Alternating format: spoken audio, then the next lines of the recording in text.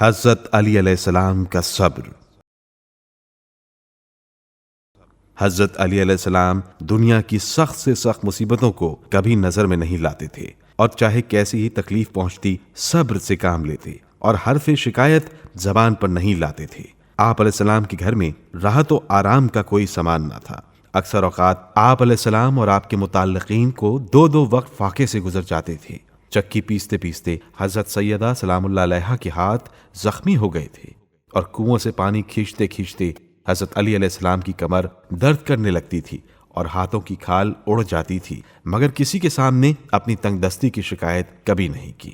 حضرت رسول خدا صلی اللہ علیہ وآلہ وسلم کی وفات کے بعد کون سی تکلیف تھی جو مسلمانوں سے حضرت علی علیہ السلام کو نہ پہنچی، لیکن آپ علیہ السلام نے ان تمام تکالیف کو دین اسلام کی خاطر صبر کے ساتھ برداشت کیا۔ بے بسی میں صبر کرنے والے تو دنیا میں لاکھوں ہیں، لیکن اصلی صبر تو اس شخص کا ہے جو ہر مشکل کو دور کرنے پر قدرت رکھتا ہو اور دشمنوں کے شر کو دفع کر سکتا ہو، لیکن محض خوشنودی خدا پر نظر رکھ کر خندہ پیشانی کے ساتھ تمام مصائب کو برداشت کرتا ہے۔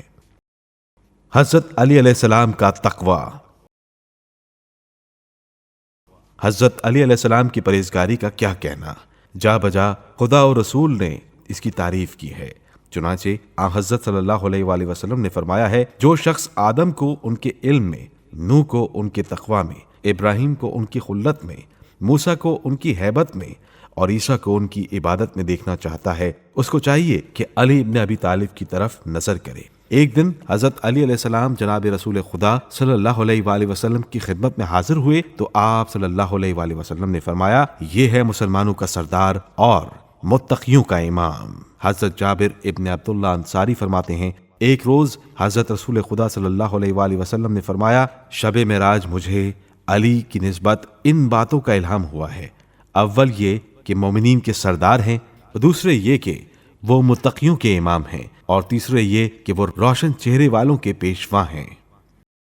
حضرت علی علیہ السلام کی تواضع۔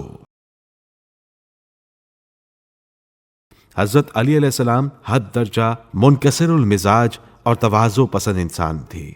قرآن میں ان کی تعریف اس طرح کی گئی ہے، عزلۃ علی المؤمنین عزۃ علی الکافرین۔ مومنین کے سامنے خاکسار اور کفار کے سامنے صاحب عزت۔ منقول ہے کہ ایک بار آپ علیہ السلام خرموں کی تھیلی لیے ہوئے آ رہے تھے۔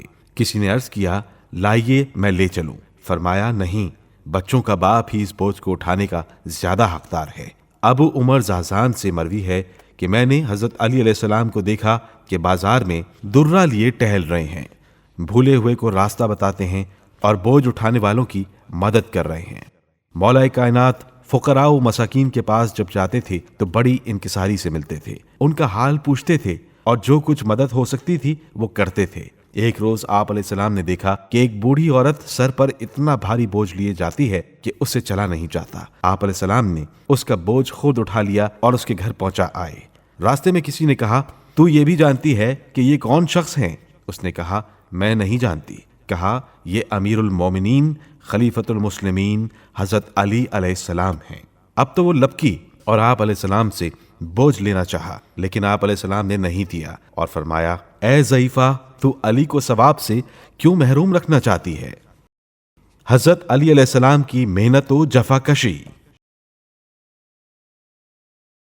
حضرت علی علیہ السلام شروع سے ہی بڑے محنتی اور جفا کش تھے، اور یہ عادت آپ علیہ السلام نے اپنی حکومت کے زمانے میں بھی نہیں چھوڑی۔ آپ علیہ السلام کنویں سے پانی کھینچ کر باغوں کو سینچتے تھے، باغوں کی زمین کو کھودتے تھے، خرموں اور روٹیوں کا تھیلا پیٹھ پر لاد کر فقراء و مساکین کے گھر لے جاتے تھے۔ غرض کہ کسی قسم کی محنت میں آپ علیہ السلام کو کوئی عار نہیں تھا۔